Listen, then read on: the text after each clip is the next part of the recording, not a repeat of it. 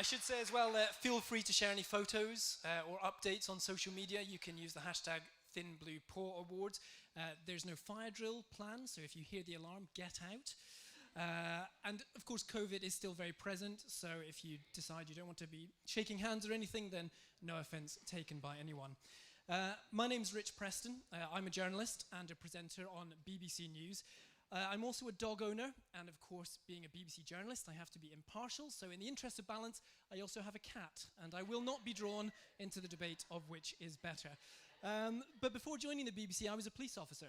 I served for 4 years with what was then Central Scotland Police, now of course Police Scotland, so I know and have seen firsthand the incredible work that these animals and their handlers do, and the skills they have and the hard work that it takes to get them to that level. These awards are about recognising the dogs and the handlers they work with, but they're also very much about recognising the team of people behind them. You know, they say it takes a village to raise a child, and the same is true of a police dog. It's not just the handler, him or herself. There's that entire network of admin staff, kennel staff, and of course the families that the dogs go home to at the end of the day, as well as the other frontline officers and supporting officers that these handlers work alongside, all who work together to help this dog be the best it can be, and this dog handler pair be the best it can be. Now, to an outsider, it may seem that dog handlers have the best of it. I mean, you get to go to work with a colleague who loves nothing more than starting their shift. It's all a game to them, and they never complain. But of course, if you want the rainbow, you have to put up with the rain. You literally take your work home with you. It is a thankless task having this partner who depends on you for everything. And of course, when other officers say they have to clean up the mess their partners leave behind, well, you guys really mean it. So this evening's awards are really a recognition of the incredible effort that these handler-dog pairings make. Tonight's awards will include recognition of exceptional bravery, crime fighting, and life-saving skills. Now, of course, because of the work these dogs and their handlers do, we will be hearing some stories that you may find difficult. Each of the films you'll see is only about 5 or 6 minutes long, but if you do feel the need to step out of the room, then please do feel free to do so. Now, I'm delighted now to hand over to someone who's really made this entire evening possible. This is Kieran Stanbridge from the Thin Blue Paw Foundation.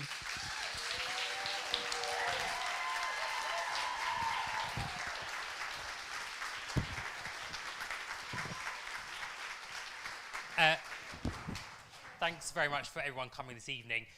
Amy has written me a speech all of about an hour before the event started, whilst I was still running around sorting things out, so I'm definitely going to go off piece. First of all, thank you to everyone for being here this evening.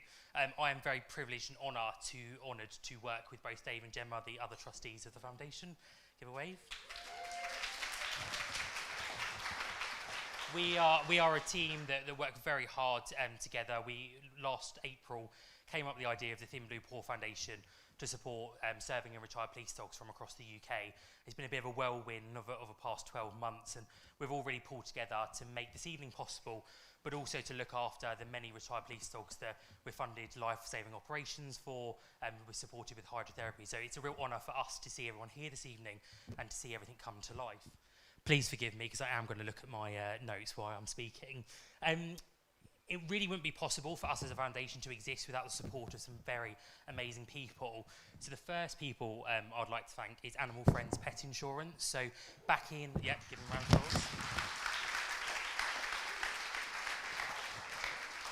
Back in August, when we launched as a foundation, I got a very excited email from Patricia and Marion from Animal Friends saying they would love to support the work that we were doing. They've been our supporters, champions, and just incredible individuals. You know, both Marion, Patricia and Alexis have gone above and beyond to support us, believed in us in every way. So please do give them another round of applause. They are incredible. The other people I'd like to thank is Barking Heads. I slid into the DMs of Claire on LinkedIn and said, pretty please, will she come and support the awards? And it was an immediate yes. So a massive thank you to everyone at Barking Heads for your support this evening. There are, as volunteers, both Dave, Gemma and I kind of volunteer many hours a month for the foundation, and so do some other exceptional individuals to help us, support the dog, raise funds. So there are a couple of individuals that I'd like to thank this evening and to come up and collect a little something on behalf of the Board of Trustees as well. So first of all, I'd like to say a huge thank you to Penny Bird. So when we launched as a foundation, I'll get Penny up in a second, when we launched as a foundation, I put on Instagram and Facebook, is there a photographer who'd give up their time to do our first kind of PR photo shoot and not charge us, a bit cheeky. Penny has been amazing throughout, giving up her time, rolling around on the floor with the dogs, taking amazing photos. So I'd like to welcome Penny up to collect a little gift on behalf of the Board of Trustees.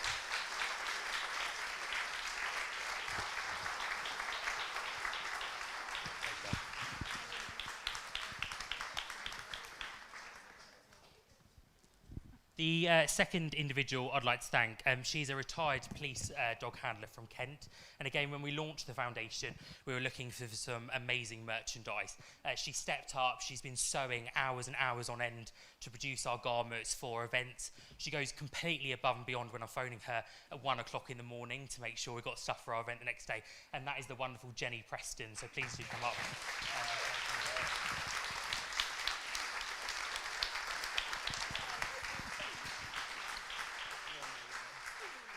It's only two more, don't worry.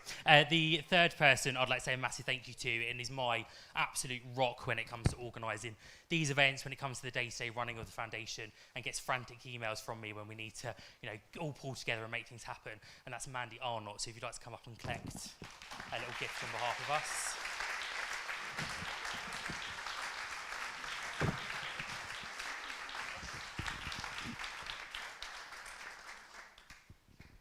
By no means least, she is absolutely incredible. She helps pull together all of the PR work for the foundation.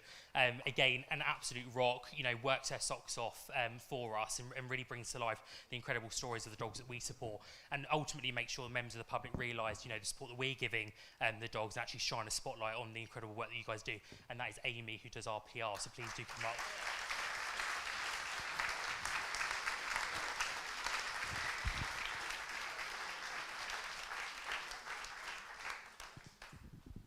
So as a foundation, we have had an incredible year. We now support over 200, thanks Dave and Gemma. They will be appearing later, don't you worry. I just drew the short straw of the first speech. So as a foundation, we support or have registered with us over 280 retired police dogs from across the UK.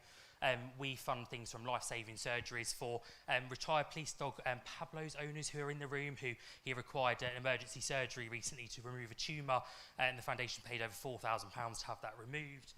So we're very proud of that work. We also, thank you. We also fund things like hydrotherapy. For us, it is really important that these dogs get the care and support that they need when they retire, and we are delighted to be able to offer that with the support of the members of the public, you guys in the room, and our corporate partners. We'll see what page I'm on in a minute. I think I'm nearing the end, which is always a delight.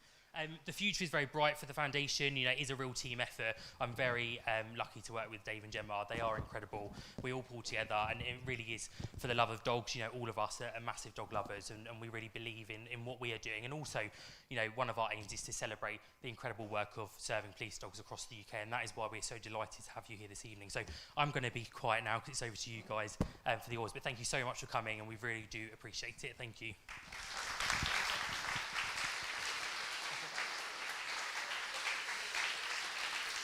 And now a few words from someone who's been a phenomenal supporter of the Thin Blue Paw Foundation, Patricia Gardner from Animal Friends.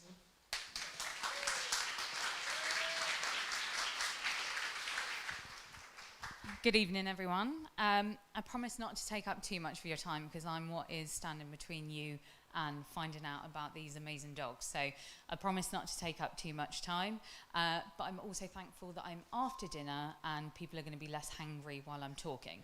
So thanks for your patience. I just really briefly wanted to take you through the Animal Friends Insurance Partnership with the Thin Blue Paw and why it is so important for us. So we understand how much the handlers and dogs give in their day-to-day lives and what they sacrifice to help protect our communities. We believe that after working a 40-hour week for however many years they managed to serve, that these brave animals really do deserve to have a happy and healthy retirement. Many of these incredible dogs have sustained injuries throughout the course of their careers, and we wanted to make sure that when they're faced with looking at those or looking after those injuries in their lifetimes, that they had the support that they deserve. Handlers are often faced with the hard choice of whether they can afford to take a dog on after they retire because of the medical conditions. And this phenomenal foundation really puts the money where their mouth is and helps support those, so those handlers don't have to make those hard decisions in the future, and the support is there for them. These extraordinary animals really do dedicate their lives to serving our communities, protecting our loved ones, and keeping our police officers safe whilst on duty. But the work the foundation is doing for these dogs in retirement is really second to none, which is why it's so important for us to help support them. Since the launch, we've built a truly phenomenal partnership with these guys. You know, it's not just a corporate partnership. We've built friendships throughout this time as well, which means a huge amount to us. There's also the financial support that we've been able to really help you guys with and get you launched, which we're really proud to do. The other piece as well, I don't know if you saw the press in the last couple of months, but we had a great partnership that's still ongoing with Dog First Aid. Danny, I know you're in the room somewhere. Please stand up. This is Danny from Dog First Aid.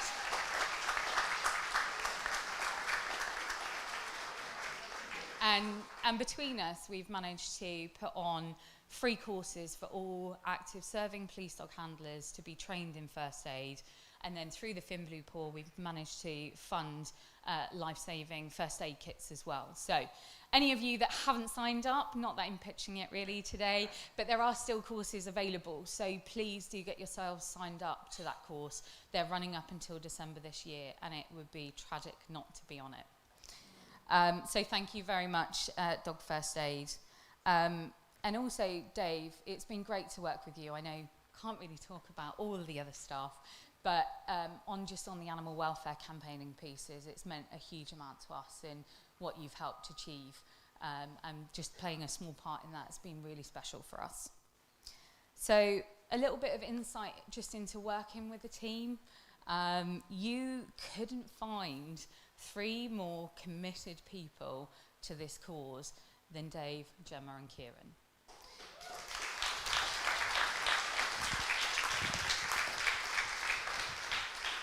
So, just as a bit of insight of you guys that don't know this team, Dave and Gemma are both active serving police officers.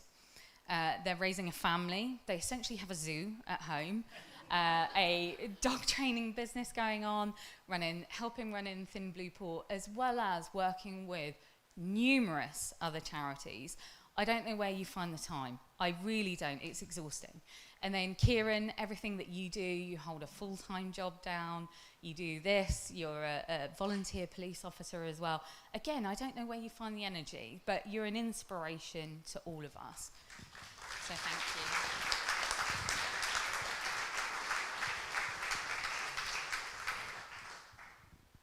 So I would be a bit remiss if I didn't talk about my team just very briefly.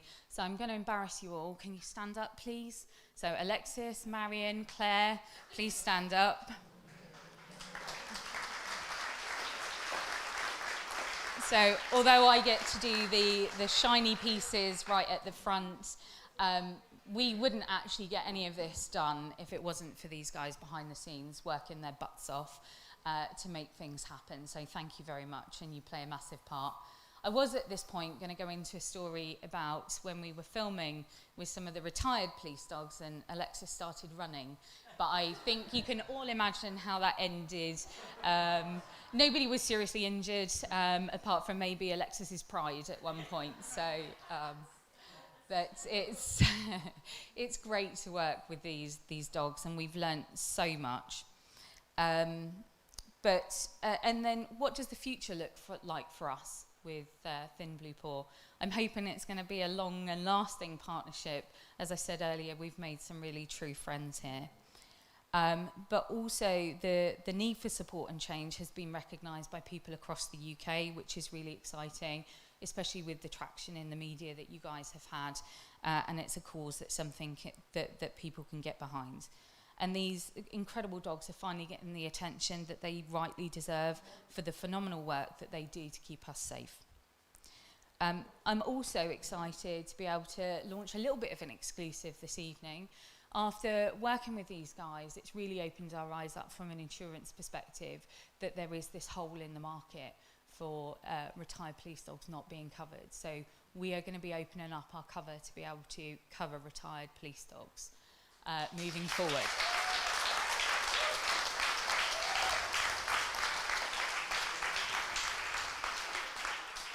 And just to finish off, as I did say, I'll try and keep it brief, but we are incredibly proud of the partnership that we have with the foundation and to be part of their journey. We love working with the team, making a difference to those dogs and their handlers that give so much of themselves to protect us. We're honoured to be able to help in a small way, but by working together, we can enable a healthier and happier retirement for these dogs. Thank you. Thank you so much.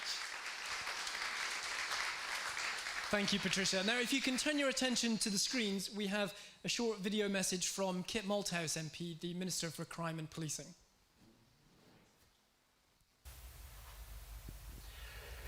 Friends, I am totally heartbroken that I can't be with you for this fantastic first awards ceremony, the Thin Blue Paw Awards, because as some of you might know, I have been a huge enthusiast for canine officers, if you like, for police detection dogs and other type of work that they do, because I think they're one of the most fantastic bits of equipment, if you like, members of the police force that we've got. You know, I spend a lot of my life talking about new technology, the greatest whizzo gadget to do this, or the greatest IT system to do that for policing.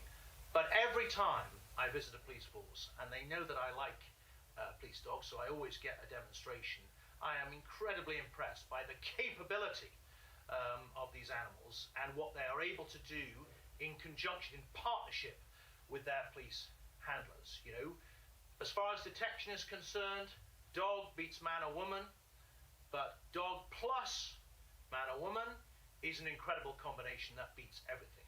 And whether it's the fight against drugs, or the search for criminals, or just in a public order situation, I can't think of many more effective tools for a police officer than a faithful, well-trained, disciplined dog. And I've seen them over the last few months do all sorts of things, from the standard detection right through to Essex's laser dog being used for the detection of explosives, through to some Belgian breed of dog which was basically a guided missile. It was pretty terrifying stuff, I can tell you. So I, for one, recognize the value that these fantastic animals bring to our team effort in fighting crime and maintaining public order, and I congratulate all the winners and all the nominees at this brilliant awards event, and I promise you I will do my best, if I'm not fired, to be with you next year. Thanks very much indeed.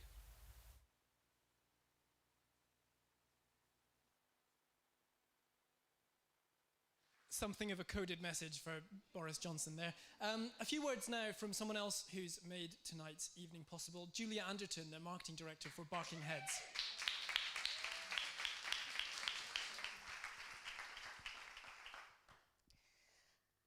Our friendship with dogs is one of humanity's greatest privileges.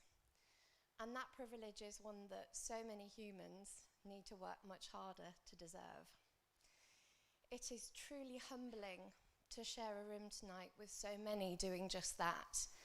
Through your time, your energy, your lives, you show these dogs your greatest mark of respect, and for that we truly thank you.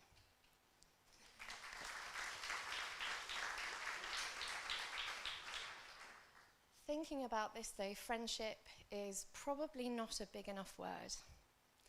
I have a 40-kilogram rescue Labrador called Sam. And when Sam, to comfort me, jumped on the sofa for the first time during the final episode of Gavin and Stacey, to lick away my tears, tragic but true, I knew I'd found a friend. But when he then proceeded, because that wasn't enough, to try and fit all 40 kilograms of him into my lap, I knew what we were going to have was going to be much more than friendship. And thankfully, that's something my two-legged friends have not tried. Perhaps more the pity. Don't get any ideas, guys. Don't get any ideas. I can see them looking. But to jump without thought or hesitation to protect someone into certain harm, certain pain, has to be so much more than friendship. It is arguably one of the greatest expressions of love any of us will be lucky enough to experience. My two cockapoos, Montgomery and Frederick, thanks, are smart. There's no doubt about it. If you put 4 treats into your pocket and only give them 2, they're going to let you know they can count, rather emphatically. But the talents and gifts that remarkable service dogs share with us loyally every day are awe-inspiring, inconceivable to us as humans, and absolutely not replicable by us. I was asked to speak this evening about why Barking Heads wanted to support the Thin Blue Paw Foundation, and to be honest, that would be the quickest speech ever, and I'm really, really sorry that we've not chosen to do that. You get me for a little longer. But what felt so much more important was to talk about how we can show our respect and our thanks. And so as tonight is a night of thank yous and a night of gratitude, we wanted to show ours in the very, very least way that we can.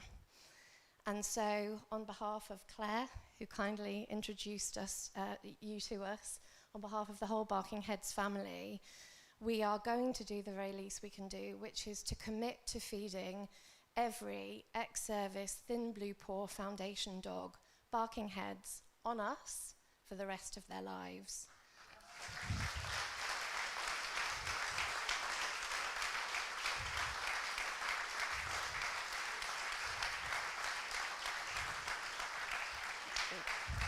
That is the very least we can do, and we are truly grateful to you all for having us here to do that. We promise that we will look for more ways to help. And it's on that note that I want to finish, because I hope that as we all leave here tonight, hopefully all still walking in a straight line. I know I will, I've never been in a room with so many policemen. I feel really guilty and I don't know why. I hope that we all as individuals and dog lovers think about what we can each do more to show our gratitude and respect to serving and ex-service dogs everywhere. Because even in the last 4 years, we've seen that change is possible. And even the law now reminds a whole nation that these dogs aren't just dogs. They're not even just friends, but they are each remarkably special souls. And it's on that note, if I could be so bold as to ask you all to raise your glasses. And because there will never be words good enough, to simply say to all the award winners, be they here or at home tonight, to all the nominees, and to every serving and ex-service dog up and down the country, thank you. Thank you. Thank you so much for having us, Kieran. Thank you.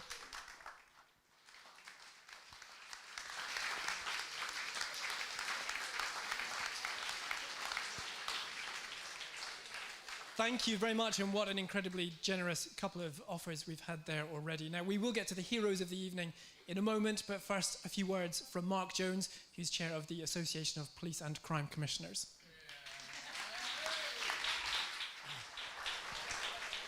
So I get to go after all the incredible speakers, which is always a great thing to do. And, you know, what a great offer to look after the dogs that have given so much. And to our shame, it's needed. And I think genuinely it is a shame how we get into a position where we ask so much and then give so little back, I think is just not appropriate. And we need to find ways of dealing with that. And, you know, I'm sat there reflecting on this, thinking we recover ever more proceeds of crime from criminals, quite rightly, to then redistribute through our community, to do good for our community, to restore some of their faith in the fact that we take this money rather than let them benefit from their crimes. I just find it very difficult to understand why we can't find a small amount of that proceeds of crime as police and crime commissioners and chief constables to actually make sure that the lives of these police dog officers that have given so much aren't supported. And that's something I'll take back to discuss.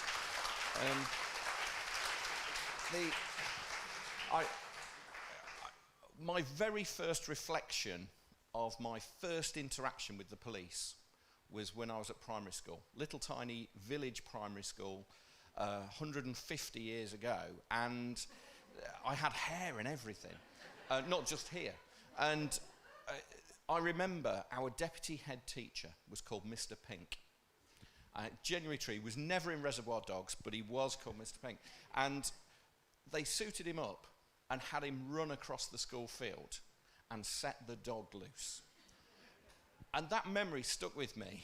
And I thought, health and safety was a brilliant thing back in the 70s. It was amazing.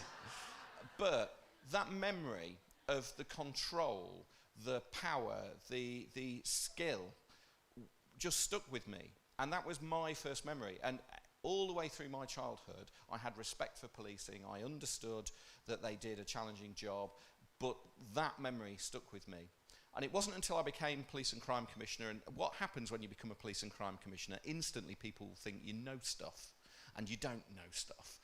For a start, I said, I'd like to know what the main acronyms are, and they gave me 13 sides of A4 with acronyms on that I never looked at again. And you think line of duty is something, it's not. And one of the things you do is get briefings by every different department in policing, and they explain how their units work, and most of it literally goes in and out, and you try and remember. And I remember this really serious chap coming to talk to me from the police dog unit. And he stood there and he said, Mr. Jones, we have two kinds of dog. We have the bitey ones and the sniffy ones. And this was genuinely his briefing to me. He says, don't get near the bitey ones. Okay, I can remember that. And so that bit stuck in. But you know, police and crime commissioners did really want to support Finn's Law. And, you know, one of your local MPs, Sir Oliver Heald, great champion of that.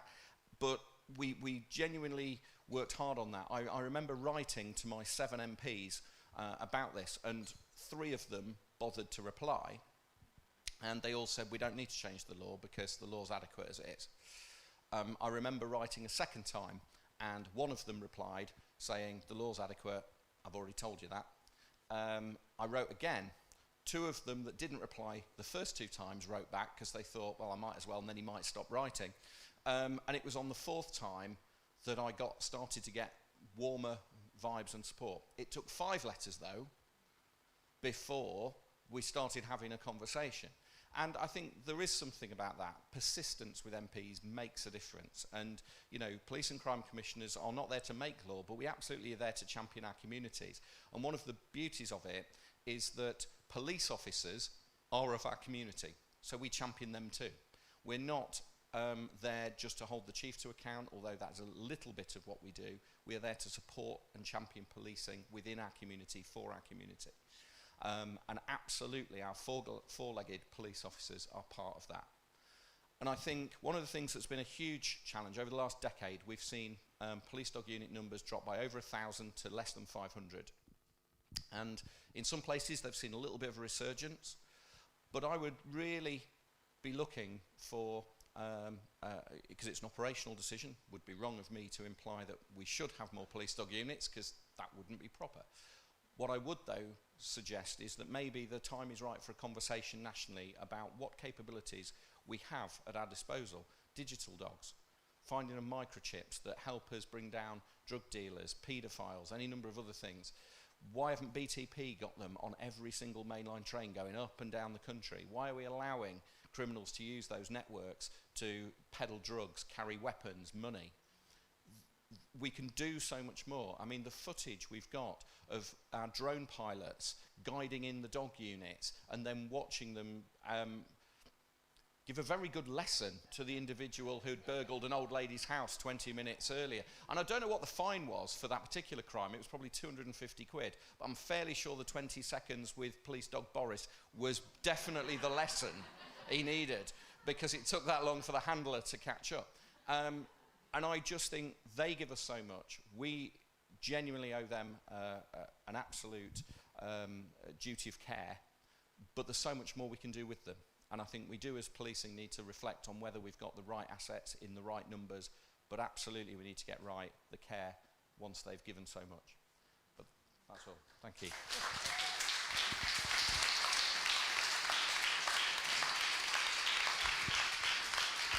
Thank you very much, Mark. And now on to the reason we're all really here tonight, and it's to celebrate these incredible handler-dog duos. Now, the first award tonight is the Lifesaver Award. It will be presented in a few moments by Patricia, Kieran, and our special guest, Her Majesty's Lord Lieutenant of Hertfordshire, Robert Voss, who's here with us tonight. The winners of the award are PD Callie and PC Megan West. And we'll show you a short film in a moment, but let me tell you a bit about them first. PC Megan West and Callie are from Kent Police. I see them sitting over there. Met them in the car park of the hotel earlier, with Callie shouting at me from the rear of the car. In June earlier this year, they were sent to an emergency call of a man who said he planned to take his own life. He'd given the control room very few clues as to where he was, leaving a pretty large area for PC West and Callie to search. But within just 10 minutes, Callie had picked up a scent and started tracking down where this man was, just in time for PC West to see him jump from a tree with a rope round his neck. PC West cut the line and started administering emergency aid until her colleagues and paramedics arrived. If you look at the screens now, we can hear a bit more about what happened on that day. Hey!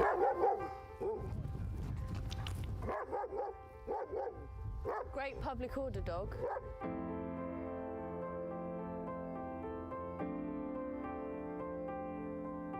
So I'm PC Megan West and this is PD Callie.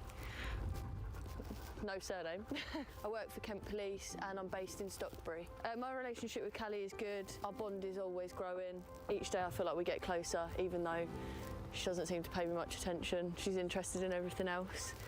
Me and Callie have been partners since I was given her for the basic course in September last year until now.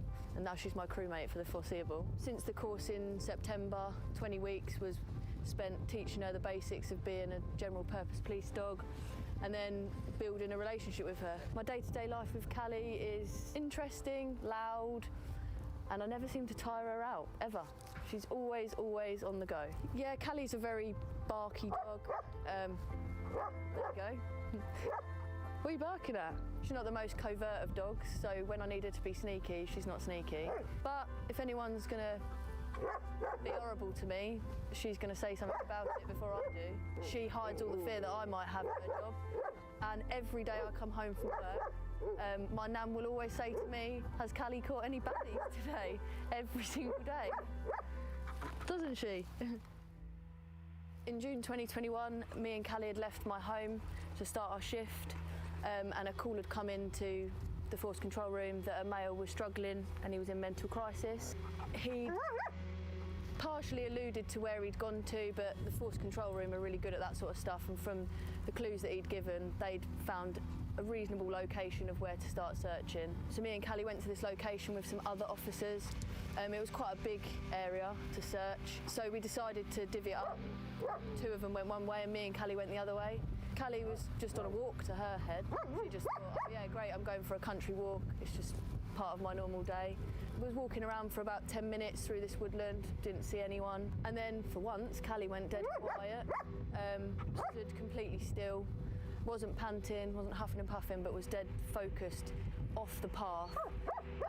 She started to grumble. I personally couldn't see anything, and then she really started to bark, like aggressively bark, like she normally does. And as I've looked into the trees, about 70 metres away, I could see a figure, not facing me, And then very quickly it was clear that this person was trying to take his own life from the tree. I've called up on my radio. I'd love to say it was calm, but it wasn't. First real time that I've been to a job like that where it is literally just me and the dog. We've ran over straight away. Callie has no idea what she's doing. It's not something that we trained for as on our basic course. Get over to the male, try and help him as best as I can. Unfortunately, the male went unconscious, at which point I've dropped Callie's lead, got a multi-tool from my vest and cut the male down. Whilst the male was on the floor, still not responding to me, Callie wasn't quite sure what was going on, so she was sort of on top of him, tugging at his clothing, licking him, trying to work out what's going on. That's the part of the dogs, you never really know what they're thinking, they've got to learn it themselves.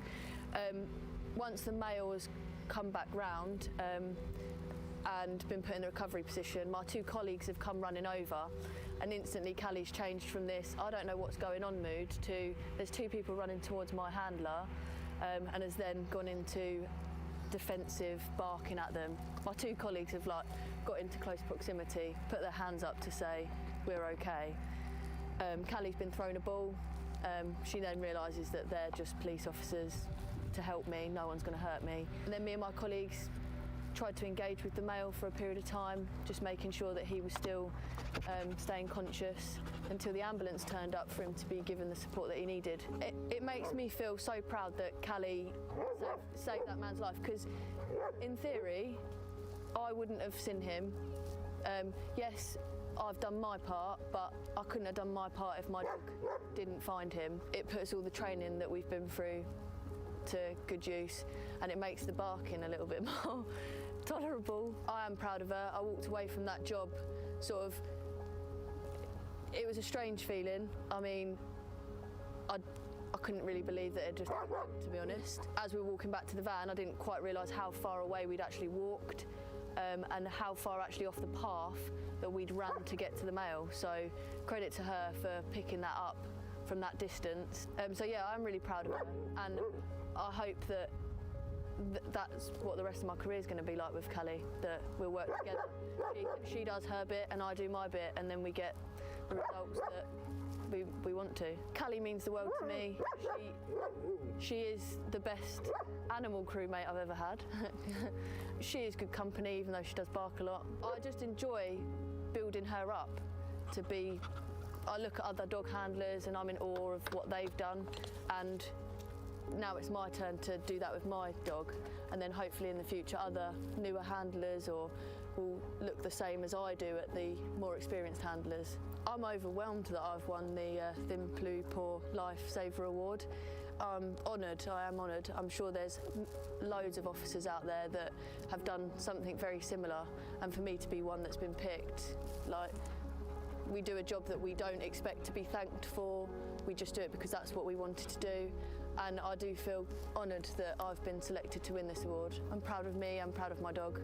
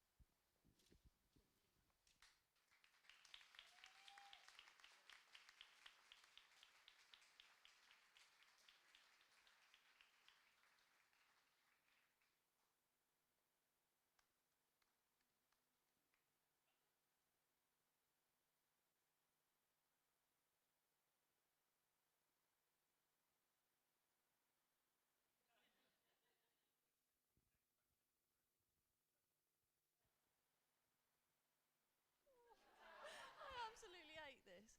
Sorry I didn't bring my dog. She probably would have barked over me, which would probably have been a better thing, to be fair. But thank you for the award, and congratulations to all the other winners. And I'm looking forward to the rest of my career with Callie.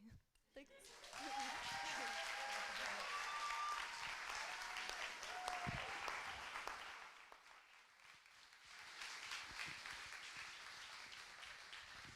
Now, the next award of the evening is the Rising Star Award. Now, this award goes to PD Elvis and PC Colin Nash, and we'll see a short film of them in a moment. Now, PD Elvis is a 2-year-old Labrador. He works as a drugs detection dog with City of London Police and has gone from strength to strength during his already short service. He's been credited with taking numerous drugs and weapons and knives off the streets, as well as identifying victims who are being used as part of the County Drugs Lines network. But it's not all been positive, unfortunately, for PD Elvis and his partner, and that eager nose has got him in a spot of bother, as we will find out. He's my working partner, but I'd be lying if I didn't say he wasn't a very good friend of mine.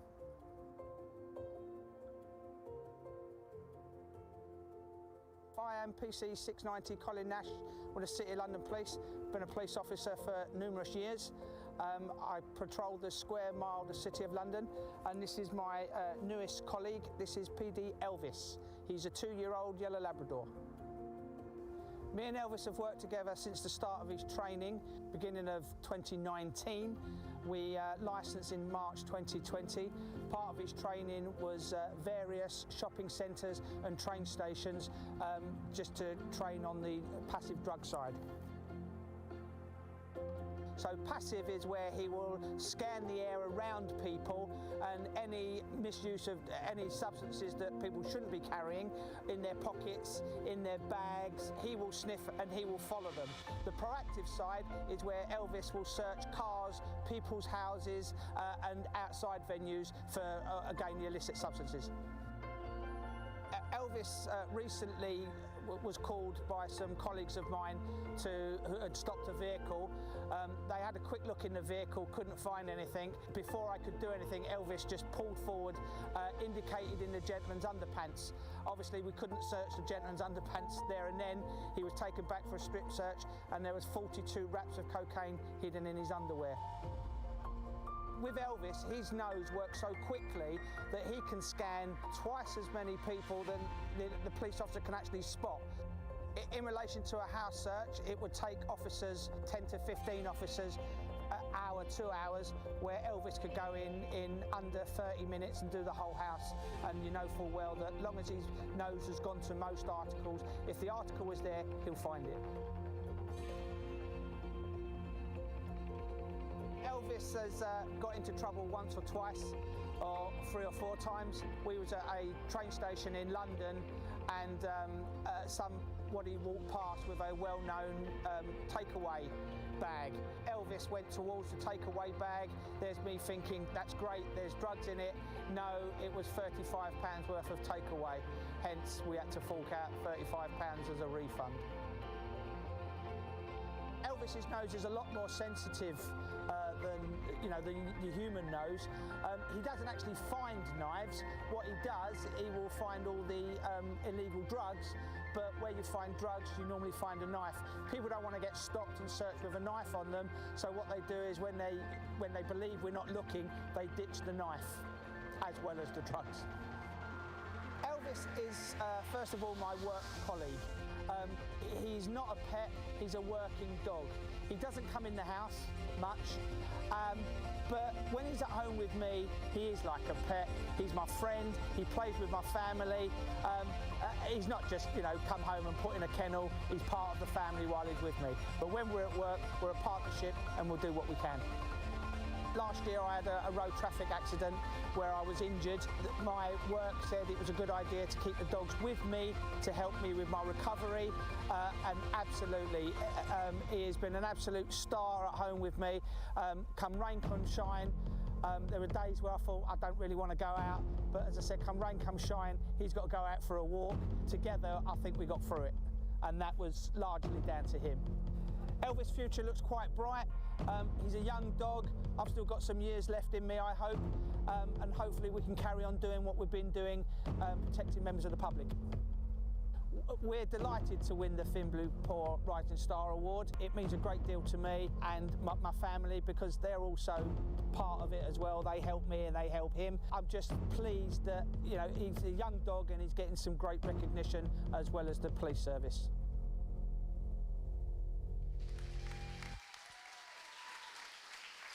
Now, to present the award for Rising Star, we have Julia Anderton, Scott Miller and Gemma Wardell, and of course, please welcome PC Nash and Elvis.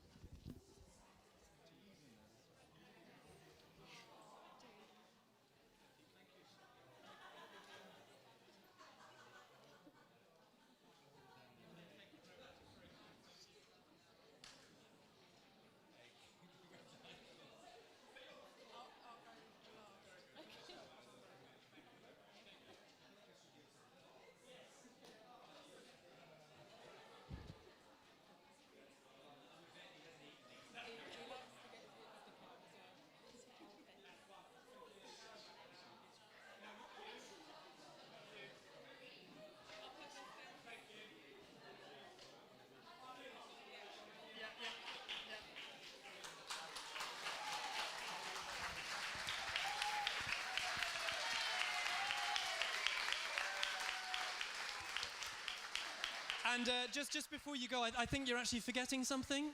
There's a box of Nando's for you. There you go.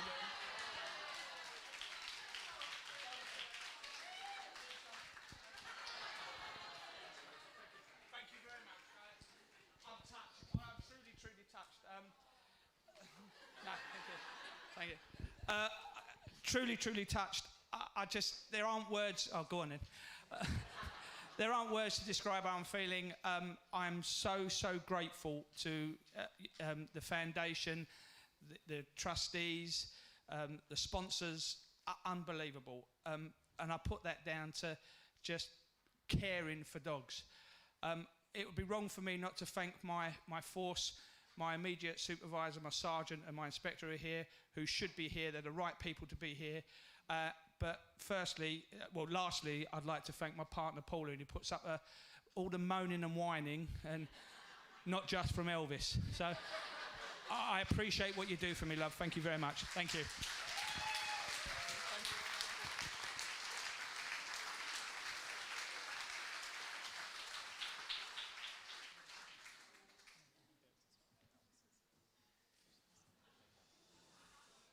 Now, the next award of the evening is the Outstanding Bravery Award, and this award goes to Police Dog Stark and PC Paul Hopley. Now, PD Stark and Hopley are from West Midlands Police, and they were called to a group of allotments following reports of a break-in in December 2020. PD Stark did his job, tracked down an offender, and gave chase. But then the suspect turned on Stark and started attacking him with a machete. Stark hung on and kept on doing his job. PC Hopley was able to use his incapacitant spray, and the man dropped the knife, and Stark was able to hold on to him and drag him away from the knife until backup arrived. Stark, as you would imagine, needed emergency medical care, but was back on the beat just 4 weeks later. Let's hear what happened. Stark. Sit. Good lad. Sit.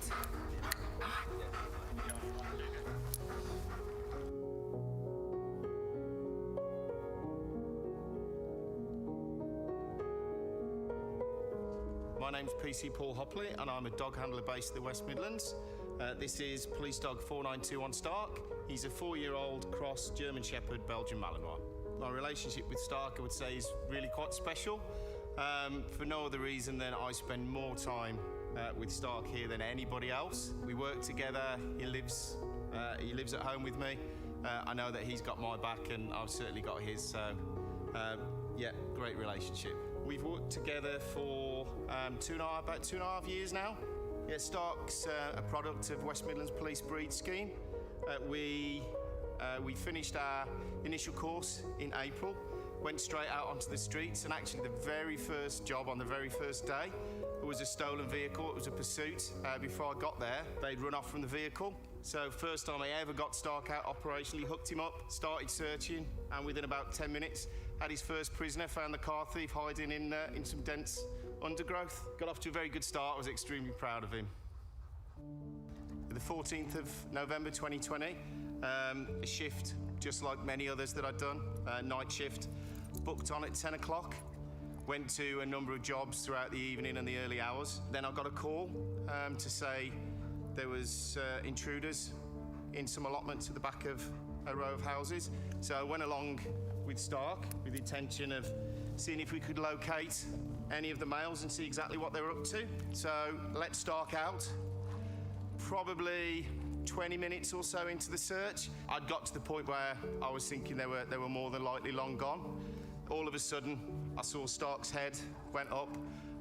He'd obviously got the scent of somebody. He went off, found the male. The next thing, the male runs off, and I can hear Stark chasing them. Tell them to stand still, start running towards where they are. And as I'm running towards them, I can see, it was really dark, but I could see in the distance, and initially I thought it was a stick, and I could see the guy that he'd found just repeatedly hitting Stark around the head. It even sounded like a stick. It turned out, as I got closer, it was actually, what I could hear was the wooden handle of a machete, and I could hear the handle every time it hit Stark. At that point, I knew he must have been injured, but I wasn't really in a position to call the dog back. Had I have done that, he may have turned round and then exposed the back of himself to the lad with the machete.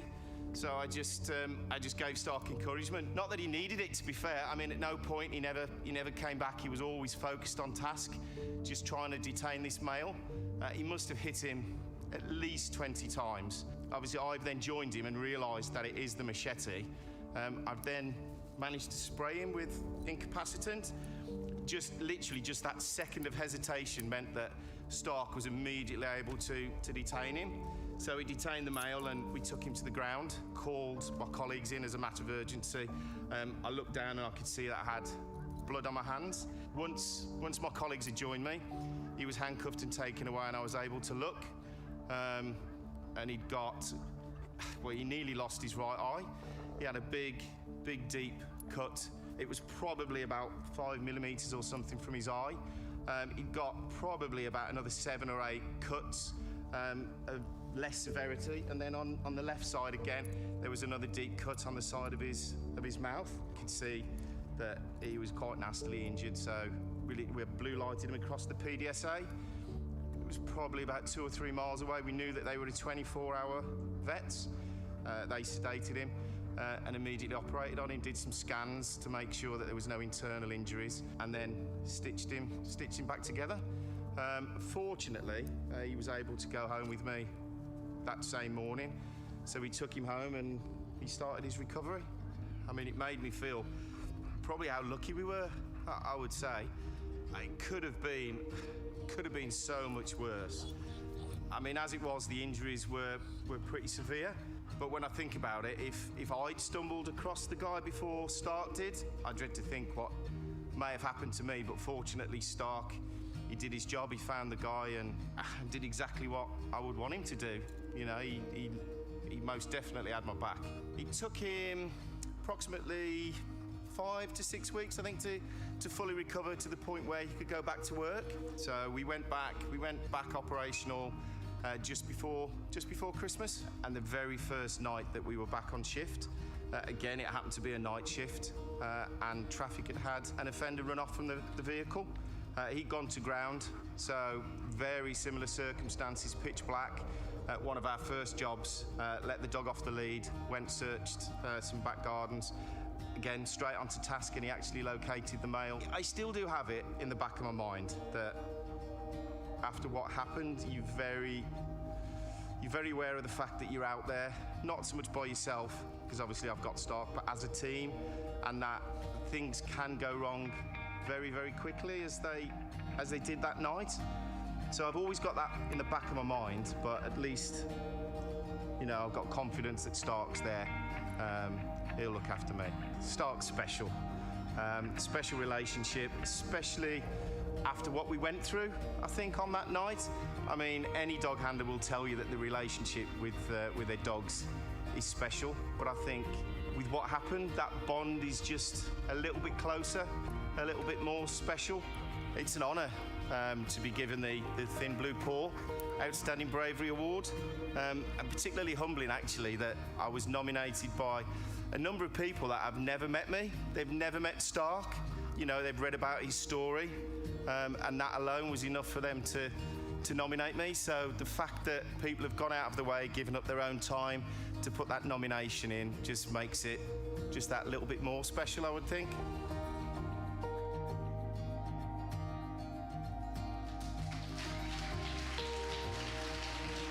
The Outstanding Bravery Award will be presented by Julia Anderton, Lord Lieutenant Robert Voss and Dave Waddell. Please welcome PC Paul Hopley and PD Stark.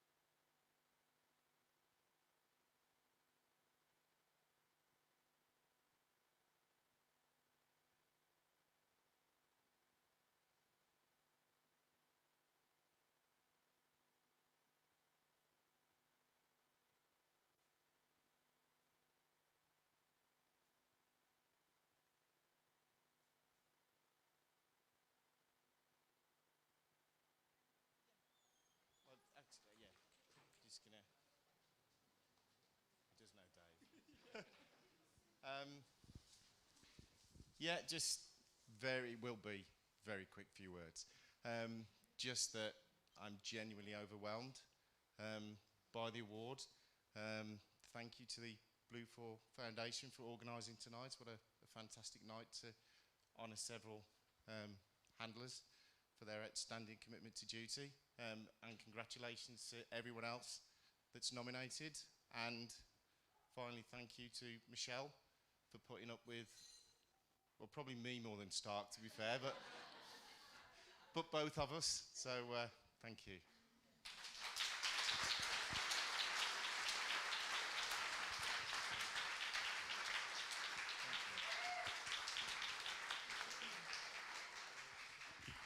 The next award of the evening is for the crime-fighting duo. And this one goes to Police Dog Bart and Police Constable Kelly Walker. Now, they're part of the Cheshire Police and North Wales Police Dog Partnership. They've worked together for 4 years.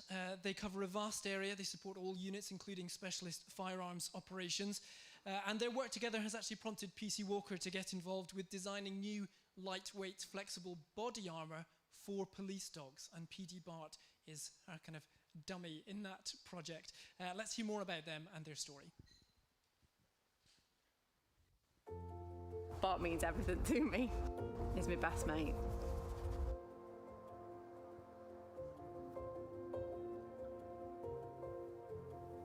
Hi, my name's Kelly Walker. I'm a police officer with the Cheshire and North Wales Dog Alliance, and this is Police Dog Bart.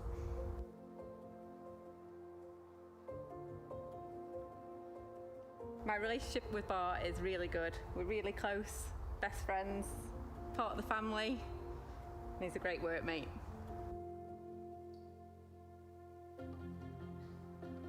Me and Bart have worked together since 2017, so I started my initial general purpose dog handling course in April, and Bart was partnered with me at the beginning, and he's my first dog. That's when I joined the section, and we've been together ever since.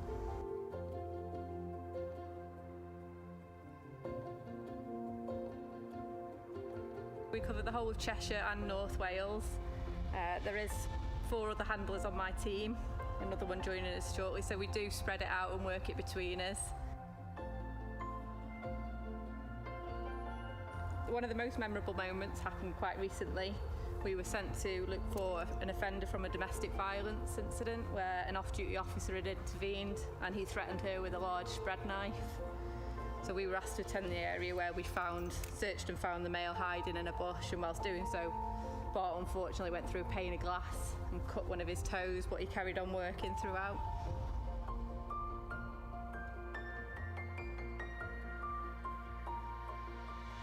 The most challenging bit is when you're sending him to deal with somebody, because obviously he's there to protect and he's doing his job, but you've also got that relationship with him, so I don't want him being hurt or coming to any harm.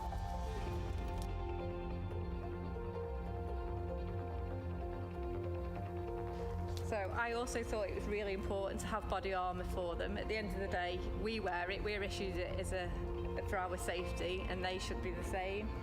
So our unit has not only issued them with the body armour to protect them, but they've also got their individual collar numbers, so that they're unique to the unit, but he's one of us, so they should get the same protection.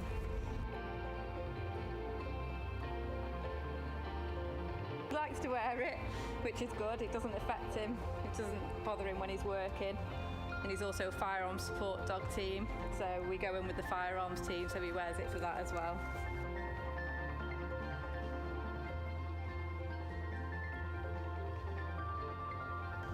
Bart's a brilliant police dog. He switches on when he's in work. We've had lots of jobs of finding criminals, but also finding missing from homes, but also evidential items that may have been dropped by offenders, so he'll go and look for them as well. He always wants to work, which is all that I ask for, and he enjoys working. When I received the call to say that we had won the Thin Blue Paw Crime Fighting Duo Award, I was over the moon. It means a lot, although I am humble because I just think we're doing our job, but it's nice to get that recognition.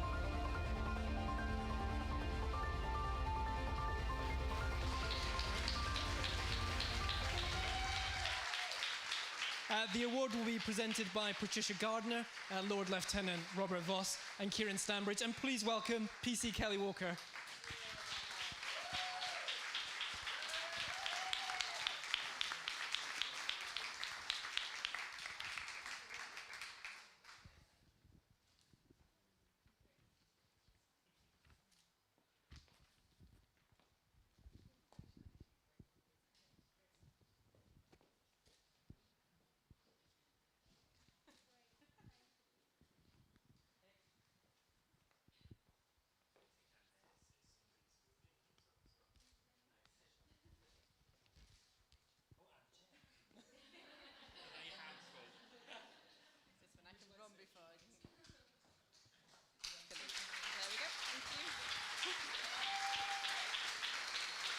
It's going to be very short.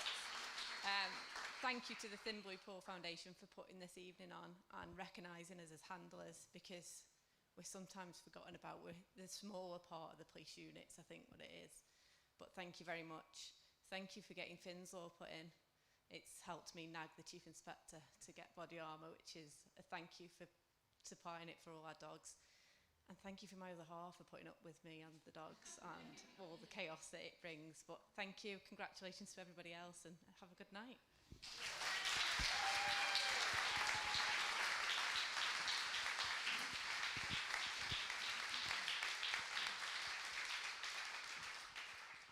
Next up is the Lifetime Achievement Award, which will be going to police dog Nala and PC Sean Foster.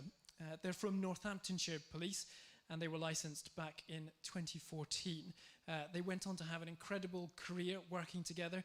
In 2016, while responding to reports of an aggravated burglary, Nala was struck around the face with a crowbar, but despite that violent attack, carried on working and doing her job. She tracked down 2 suspects who were hiding under a caravan even after being attacked with the crowbar. 2 years later, she tracked down 2 suspects who'd run from a vehicle stop And in 2020, she went after burglars who'd escaped through a residential estate. Despite the area being cleared by the police helicopter, Nala spent 2 hours searching gardens where she found a suspect hiding nearby. Really quite the determined dog. And just before her retirement in April 2021, she caught and held a man as he attempted to flee following a car chase, despite him trying to choke her as she held on to him. Let's meet PD Nala and PC Foster. Nala means the world to me. We've been through a lot of incidents together.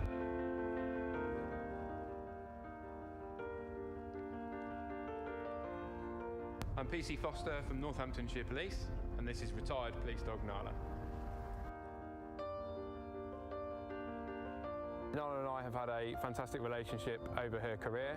We've had a solid bond, and recently Nala's retired and she's settled in with the family really nicely.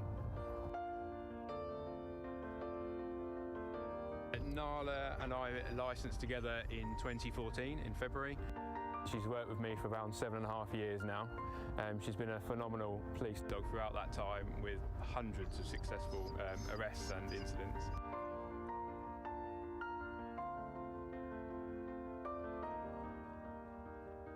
Nala and I attended a residential burglary.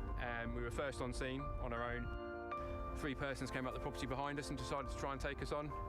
And Nala was hit in the face with a crowbar, and 3 people made good their escape. Once I dealt with the driver and they were taken away, Nala began tracking and found 3 more suspects. A lot of property from the stolen property from the burglary, including phones, cash, jewellery, and she detained the last person running across the fields at the end of it. Nala would have gone back to work the next day, but we go.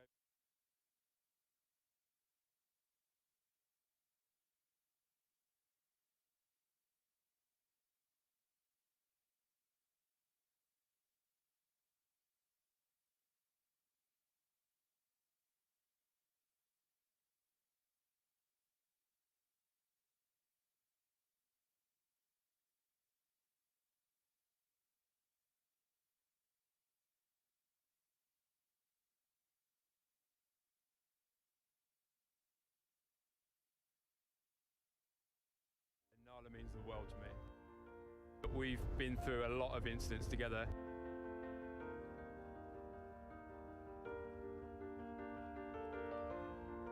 I'm PC Foster from Northamptonshire Police, and this is retired police dog Nala. Nala and I have had a fantastic relationship over her career. We've had a solid bond, and recently Nala's retired and she's settled in with the family really nicely. Nala and I licensed together in 2014, in February. She's worked with me for around 7.5 years now. She's been a phenomenal police dog throughout that time, with hundreds of successful arrests and incidents.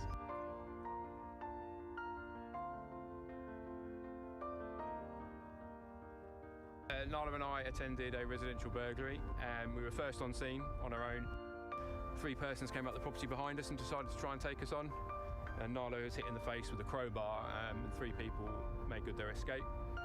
Once I dealt with the driver and they were taken away, Nala began tracking and found 3 more suspects. A lot of property from the stolen property from the burglary, including phones, cash, jewellery, and she detained the last person running across the fields at the end of it. Nala would have gone back to work the next day, but we gave her a little rest period and time off and some training, just to reintroduce her back into it. So there's no adverse effects, and she was absolutely fine. She came back fighting fit. The most dangerous incident we were involved in was early on in Nala's career. We were involved with a pursuit of a vehicle with armed suspects in it who just committed an armed robbery. The vehicle crashed in the evening, and we were sent to try and find the outstanding suspect from the passenger seat. Unfortunately, there was no firearm recovered at the scene, so we believe that person still had it. We tracked down and found him in a bush with firearms officers, and it was Nala's job to bring him out of that safely. Incidents like that, the world stops. You don't know where that firearm is, you can't see the person. It's scary moments. At the time, you feel very scared. There's a lot of adrenaline going on. You're working very closely with the firearms teams, who are a fantastic set of officers, and you know you've got that backup, but when you can't see someone, you can't find them, it's always the dog's responsibility to go in first and see where they are, and you fear for your dog at that time. You fear for yourself because you don't know what's going on, you don't know what they're capable of, you don't know where that weapon is. One notable incident that stands out to me, it shows Nala's heart, was he'd been sent to a missing person who'd been missing for over an hour. They were a young adolescent who had mental health issues and run off at night. It took us around an hour to find them, and usually you get a different feeling when you're chasing suspects. The police dogs are very alert, on edge. Nala was very calm. We found the gentleman in question, and within a couple of minutes of talking him out, he was having cuddles with Nala and walking out and back to his carer.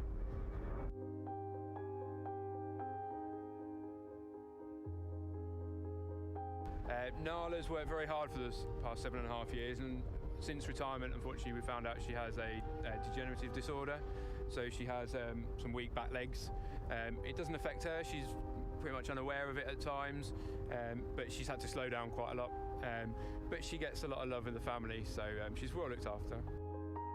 The Thin Blue Paw Lifetime Achievement Awards means the world to me, and the whole team back in Northampton as well.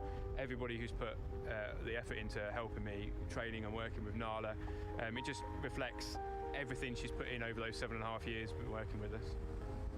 The police dogs don't get the recognition that they deserve. There's hundreds across the country working really hard to keep the community safe, and they do a fantastic job, so it means a lot to us.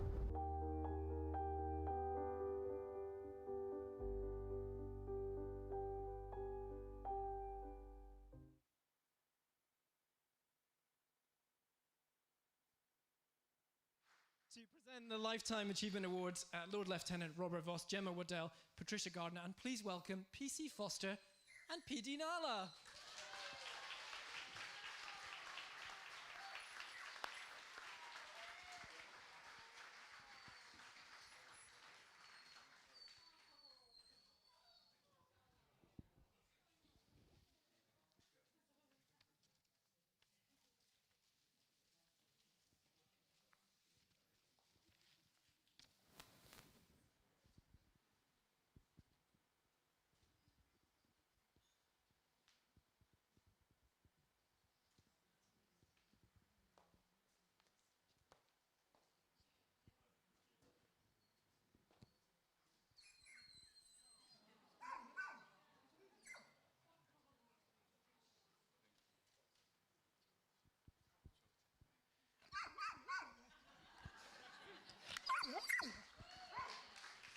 Sit, good girl.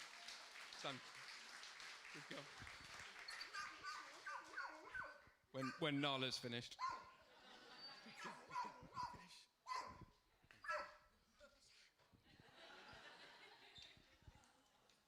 That's her starter. Anybody got the mains? I just need to say thank you to my wife. She's put up with me and Nala for 7.5 long years through the roller coaster that we've been through. Everybody at Northants who's given everything. Lucy, who's nominated me and worked with me and Nala for a long time and put up with us as well. And the Thin Blue Paw Foundation. You don't understand how much this means to us, the recognition that everything that she's been through, good and bad, and when she's been hurt, it's hard. And Finn's Law means everything to us as handlers as well. So everybody who's put anything into it, thank you very much.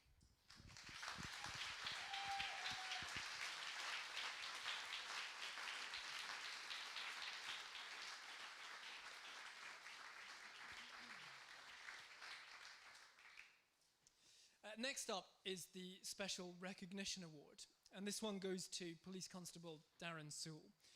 Now, these awards are testament to the importance of teamwork and dedication when it comes to a dog unit, and how integral the handler is to the success of that dog. Darren Sull's been a frontline police officer for 22 years. For 16 of those, he's been a dog handler and a firearms support handler. For 4 of them, he's worked as a dog trainer, bringing new puppies into the force and coaching them and their handlers through the skills they need to hit the streets. He's been an incredible ambassador for police dogs, and his family, friends and colleagues will all tell you that his life revolves around these animals. He currently cares for 2 dogs, PC Jura and PD Gilly, as well as helping neighbouring forces with their puppy programs as well. Last year, Darren was diagnosed with stage 4 lymphoma and underwent chemotherapy treatment, all the while continuing to care for his pack. It's a story that really demonstrates just how much the dogs come to mean to their handlers. Let's hear his story.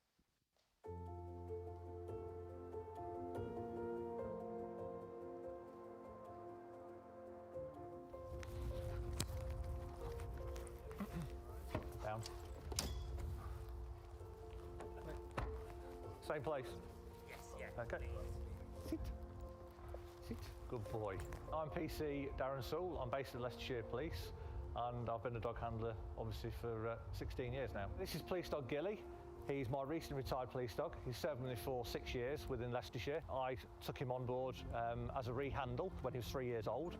He's a brilliant police dog. He's been absolutely fantastic for me. He's had some fantastic results.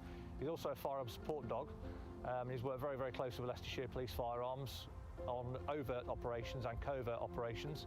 So he's been in the back of police cars and unmarked cars, on armed stops, and he's been a fantastic police dog during those. He's also been a very good thief taker. He's had lots and lots of prisoners within Leicestershire, and he's a very, very good police dog.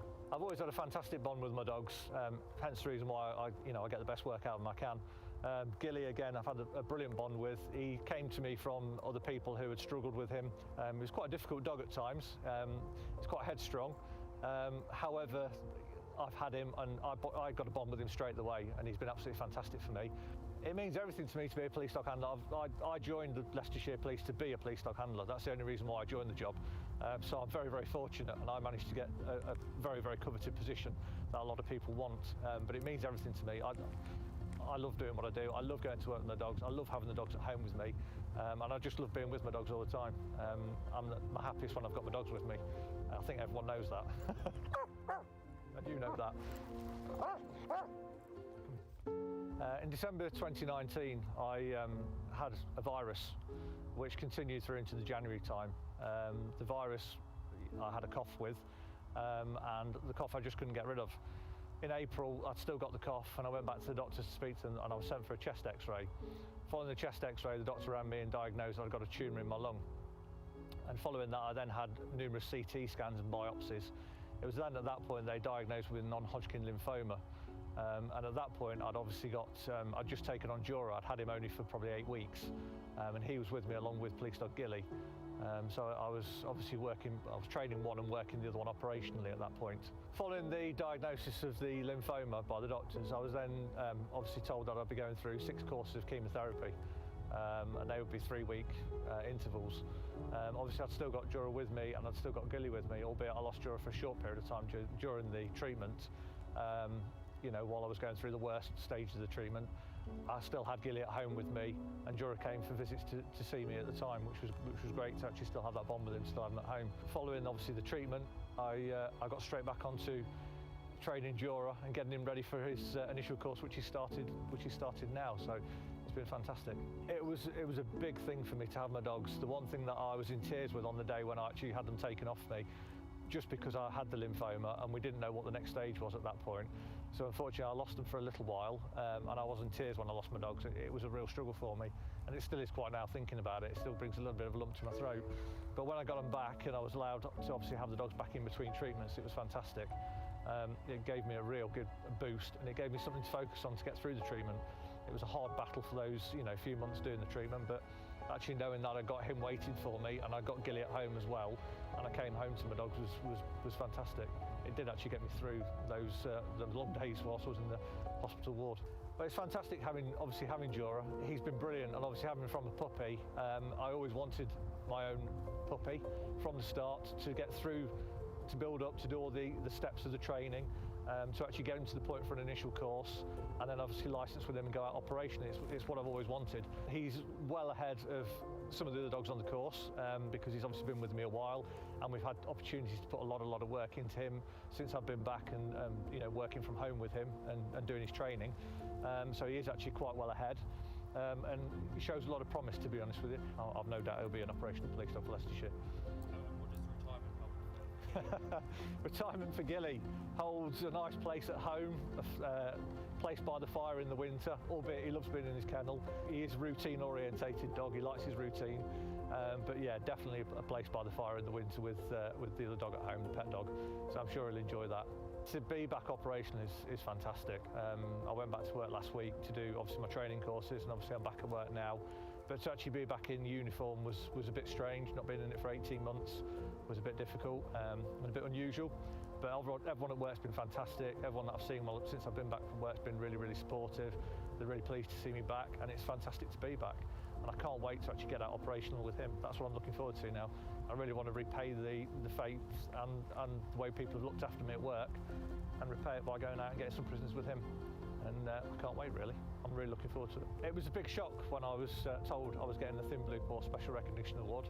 It really was. It was a real shock, and I had quite a lump in my throat at the time. I was quite teary, to be fair, when I found out. It was a fantastic achievement to be able to be, recognised for it. And it's brilliant. It means a lot to me and my partner, and obviously my family as well, and obviously people at work who have supported me through obviously what I've been through. And it means a lot to me and Jura to go out there and get such a fantastic award. We're really pleased with it. Thank you.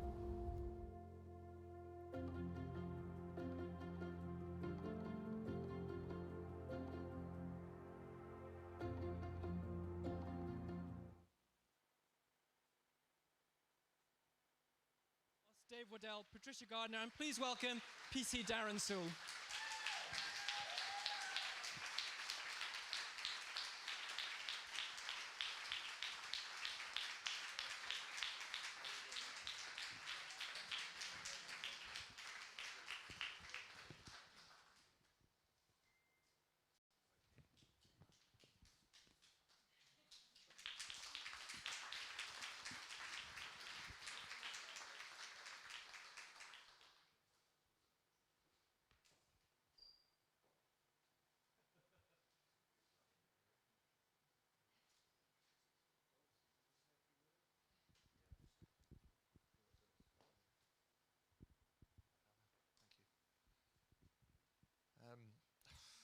It's very difficult. In fact, this is more difficult than it was this morning. On the TV, that was easy. This is very difficult in front of everybody. Thank you. Thank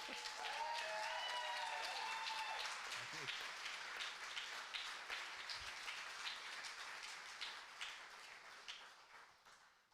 It's been I'm not going to lie, tough 18 months for both of us. Alison's seen me at my worst through the treatment, and it's been horrible. Thankfully, but we're through that side of things now, and obviously I'm better now. I'm in remission. I've still got another year of being in remission at the minute before they'll sign me off, so fingers crossed that continues. But it is a big thank you to Alison who stuck by me. It's been a hell of an 18 months. I think at one point she thought she'd lost me, and I thought I was on my way out, to be fair. But thankfully she stuck by me, and she's looked after me. She's looked after the dogs. It's been a tough 12 years where you've looked after the dogs and you've taken them on, constantly coming in and out. Different dogs, different week, trainee dogs, puppies, that sort of thing coming through the door. But yeah, she's been absolutely fantastic. And obviously the good news is we get married on Thursday, so.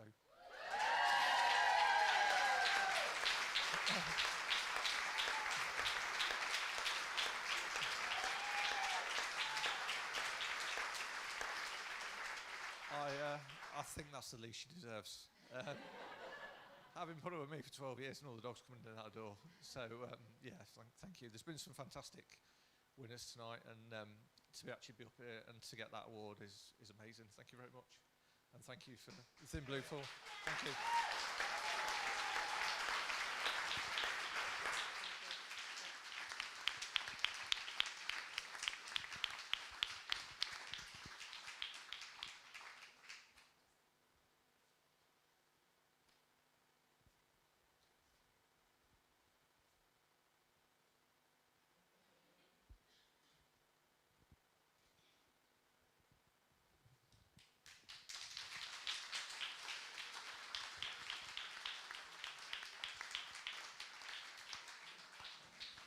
Now, we do have some dogs who are being highly commended tonight as well, and I'm going to hand you over now to Patricia Gardner for this part of the evening. Thank you. Hello again.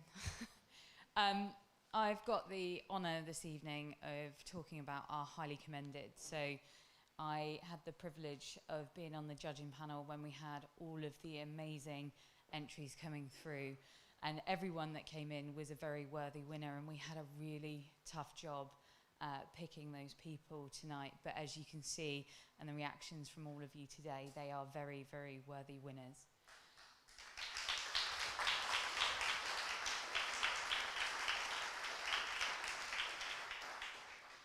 But we couldn't stop there, because there were so many great entries that we have 3 highly commended awards to give out.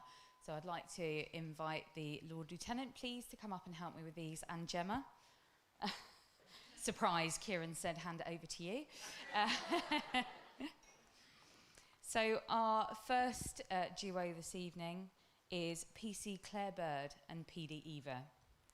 Surrey and Sussex Police duo, PC Bird and PD Eva, were paired in December 2018. In June, they were called to search for a woman who had absconded from a mental health hospital. After 2 hours of searching, Eva led them to a garden and PC Bird heard a cough. The woman had a ligature around her neck and was unconscious. PC Bird started first aid and Eva licked the woman's injuries until backup arrived.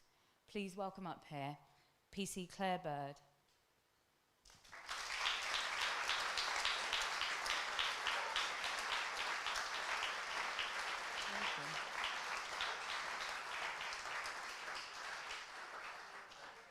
As she just popped out to get the dog.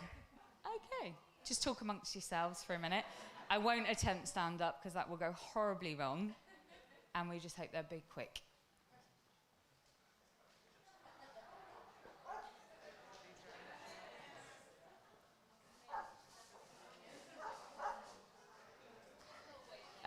Welcome.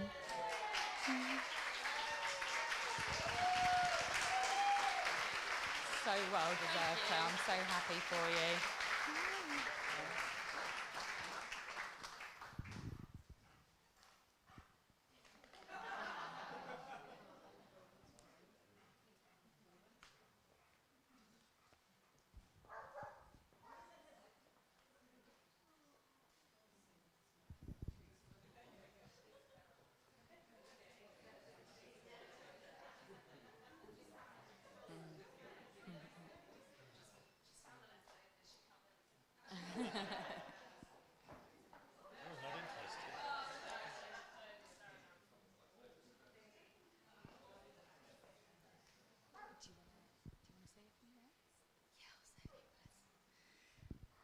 Hi. I'm not always usually late. I'd just like to say thank you for this award. It really means a lot to me and Eva, because Eva's a 3-year-old dog, so she's fairly new to Surrey and Sussex Police. I'm super proud of everything we do and our police family.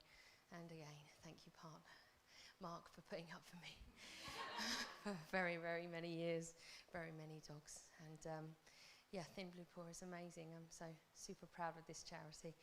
And I'll do anything I can do to help, because it's awesome. It really means the world to me. So thank you so much. And Eva. Congratulations. Oh.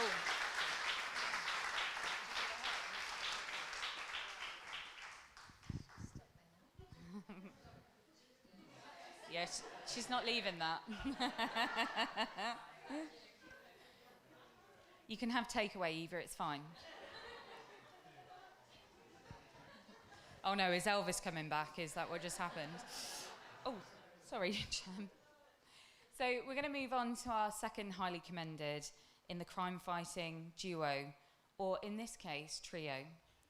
PC Andy Bailey, PD Tilly and PD Riley. PC Andy Bailey joined Derbyshire Police in 2005 and his current team, working with the drugs detection dog Tilly and general purpose dog Riley. They've been branded formidable.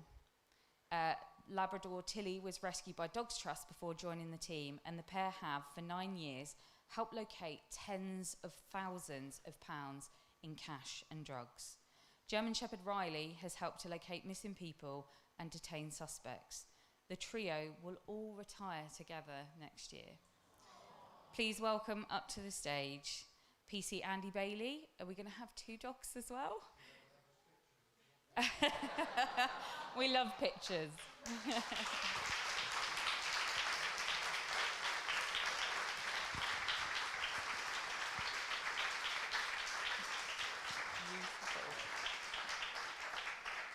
I'll stand up the way so you can. Thank you very much.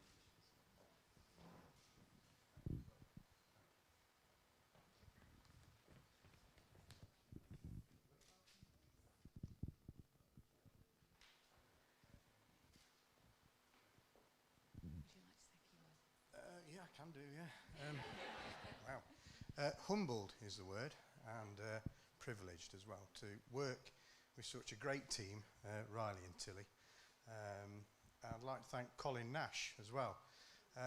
Colin, who got an award with Elvis earlier tonight, because I adopted Riley off Colin 4 years ago. I'd like to thank you for the worst nightmare for criminals they've ever met.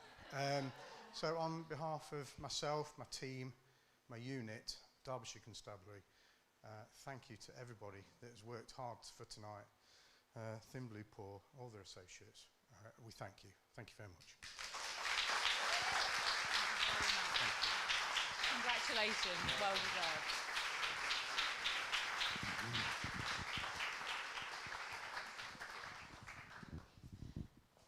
And our final highly commended for outstanding bravery is PC Jen Else and PD Quantum. Nottinghamshire Police General Purpose Dog, 5-year-old German Shepherd Cross Malinois, PD Quantum, I think I pronounced that correctly, has shown his courage in numerous violent incidents. He joined the force and was paired with PC Jen Else in 2016. In 2018, he was stabbed in the face while trying to detain robbery suspects, and his handler was also injured. In April last year, he was also injured as he detained a suspect who beat him with a piece of wood with a nail in it. Despite this, he has had more than 100 arrests to his name and shows no signs of slowing down. Please welcome up here PC Jen Else. Do we have PD Quantum? We do.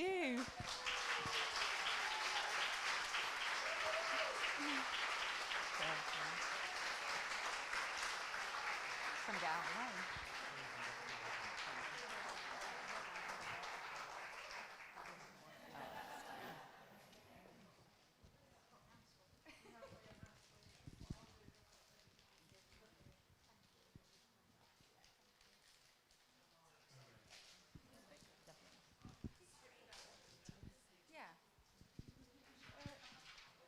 What is it?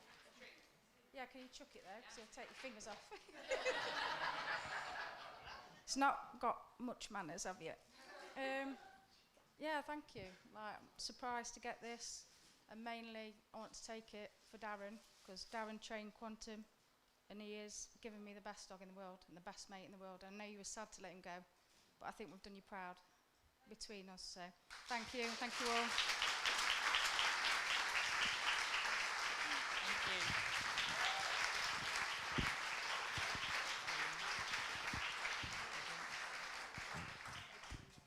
I have to confess, I was a touch starstruck when people were starting to arrive earlier on this evening. One of my guilty pleasures is Police Interceptors on Channel 5, which features Quantum and Jen, and I said to my wife, oh my God, that's Quantum from Police Interceptors.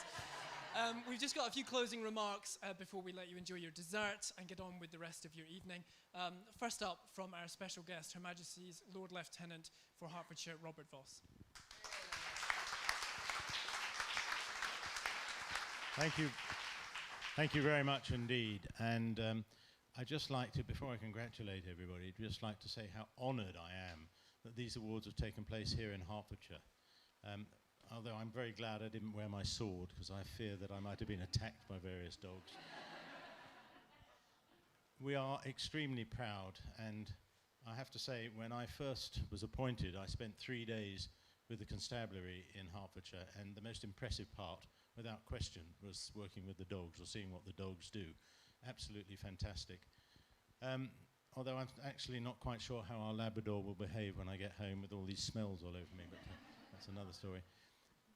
I would also just like to tell you briefly how my wife Celia and I first met Finn. We were at an event at a theatre in Stevenage, and Tony Hadley of Spandau Ballet was there, and he was standing there, and Celia went up and she said, oh, I've always wanted to meet you. And he turned round and said, would you like a selfie with me? And he said, no, not you, the dog. But seriously, I'd like to, oh, here he is, the star of the moment, just about to come in. But I really would like to congratulate Dave and the entire team for what you've done. This is absolutely magnificent. It's a wonderful charity, and I sincerely hope we will see you back in Hertfordshire every single year. It'd be nice to have some Hertfordshire dogs next time. But many congratulations. The stories we've heard have been outstanding, and I, for one, as I'm sure I express the view of all the public, are just so grateful for what the dogs and you handlers do to keep us safe. So from the bottom of my heart, thank you.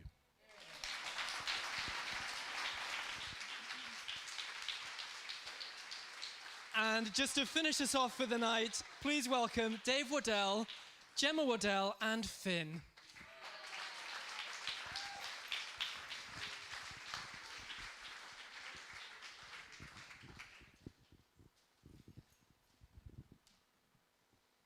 Finn can smell food. Yeah, you try and stop him. Problem is, once you've given him one, you'll have to give him another and then another, otherwise he'll just bark at me all night long. Right, good evening.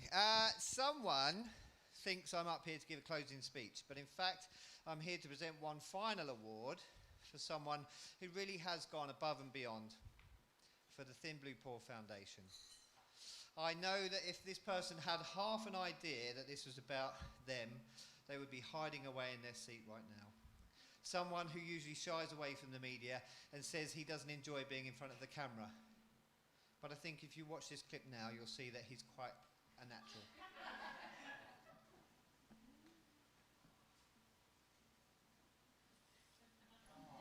The Thin Blue Paw Foundation is proud to support this campaign. It's one of the The Thin Blue Paw Foundation is proud to support. Sorry. That's a bit shit. Don't include that bit, but don't include that was a bit strict. Oh yeah. That was good, that first bit. I didn't really need to ramble on, did I? I can't remember what I said. You could be on a walk with your dog and come across another dog that's injured, or likewise, you know, on a lovely countryside walk, your dog there, what the shit am I talking about? On a lovely countryside walk. In addition, we're equipping every single police dog handler with a bespoke first aid kit to ensure that they have the equipment and the skills they need to be able to support their dog on the front line. In booty.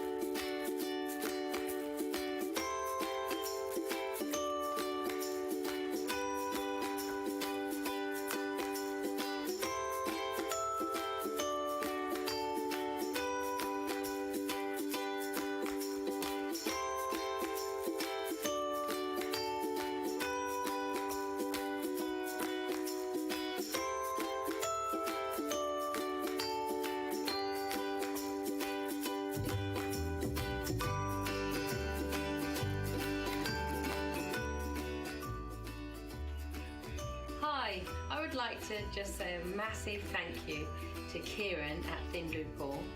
Socks wants to say thank you to my current working dog. You've been so good at this charity. You've really been amazing doing all of your volunteer work for myself, working as an operational dog handler, helping me with my dogs, always posting things on social media, always being in touch. The minute I've met you, you've just been amazing. You've been so kind, keeping me in touch with everything, and all I can say is I can't thank you enough from the bottom of my heart. And Fiji, my retired police dog, who absolutely loves her treatment. All thanks to you, Kieran, at Thin Blue Paw. Thank you.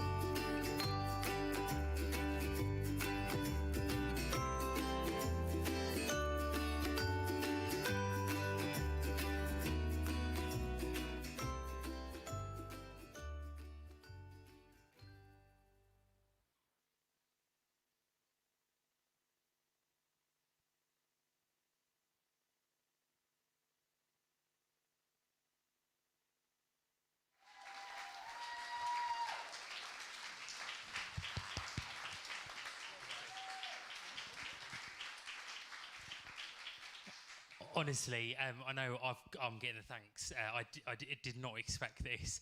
I'm going to kill Patricia after the event. No jokes, I'm not going to get arrested. Honestly, it is a massive team effort. You know, all of us work incredibly hard together.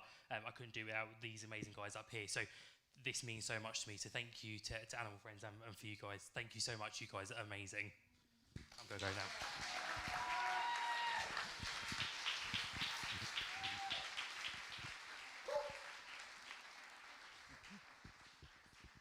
Right, now that's out of the way. I'm the only thing that stands between you and dessert. So, once these 18 pages of my speech are done, you can have your dessert. Right, my name is Dave Wardell. I'm one of the founding trustees of the Thin Blue Paw Foundation. Started by myself, my wife, and Kieran, who you've all met. My reason and my inspiration for starting the Thin Blue Paw is sat here in front of me. Finn, my loyal police dog, who towards the end of his incredible career saved my life, nearly losing his.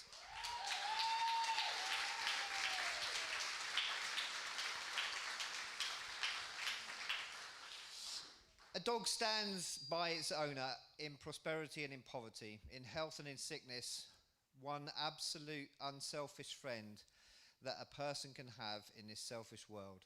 The one that remains when all others desert, the one that never proves ungrateful or treacherous is a dog. The stories we've heard tonight have been truly amazing. They should make us all proud. Proud to be handlers of those phenomenal dogs and proud to be involved in some way in police dog units around the country. Proud to be handling in this technology-obsessed 21st century. The work that you and your dogs do, the work that your dog handling colleagues do around the country is outstanding.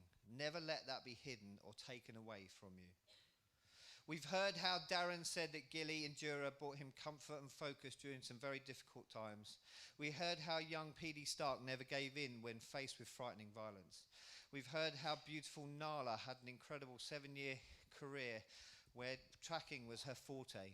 And one of my favourite sayings is that if you can't find them, you can't bite them. By the way, Sean and I had a tear together outside. We've heard about rising star Elvis, and I'm sure most of you will have been enthusiastically met by him and Colin. We've heard of the fantastic crime-fighting duo that is PD Bart and Kelly. We've heard about the amazing life-saving search of PD Callie and Megan, allowing that person to seek help. Finn's just having his say. What he's actually saying is someone needs to put some food in my mouth now, otherwise I'm just going to carry on barking.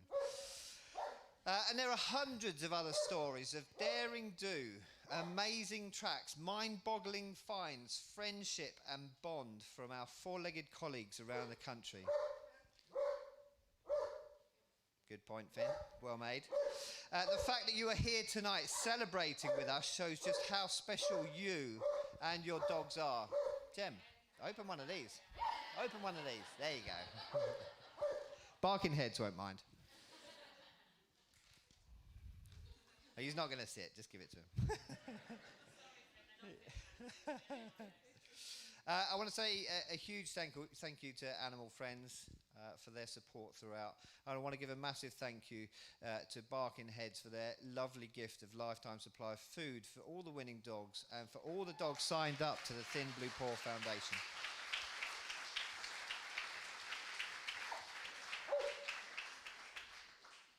Just before you get dessert. Just before I finish, I want you to do two things when you leave here tonight. I want you to look around the country and your unit and think about who should be up here next year.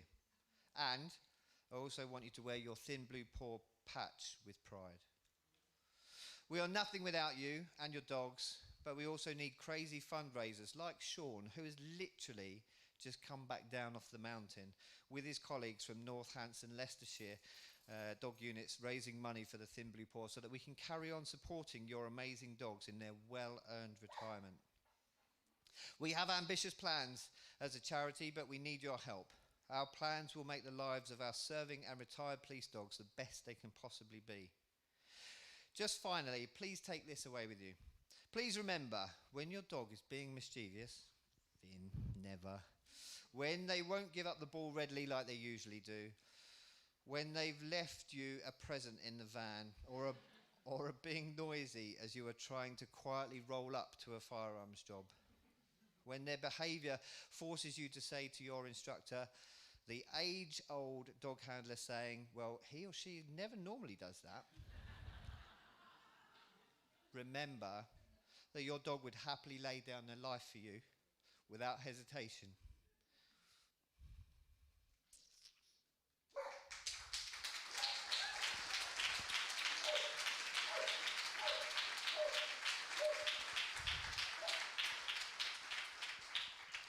And bark while you're trying to make a speech to make you look like a fool. Right, their service with us is over all too quickly. Please also remember that you're very privileged to do what you do. Be proud. Take care. Have a wonderful evening. Look after each other. And be sure to tell everyone about the Thin Blue Paw Foundation.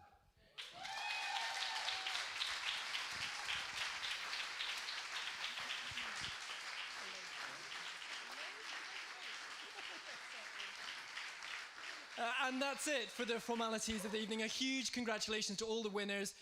But of course, everyone who was nominated, because these dogs, as we've discussed, really do show incredible bravery and determination every single day. And of course, it's all down to the partnership with their handlers and also that entire network around them. Everyone here in the room tonight who has played a part in helping that team be the best they can. Thank you all very much for being here. Thank you all for having me. Enjoy your dessert and enjoy the rest of your evening. Good night.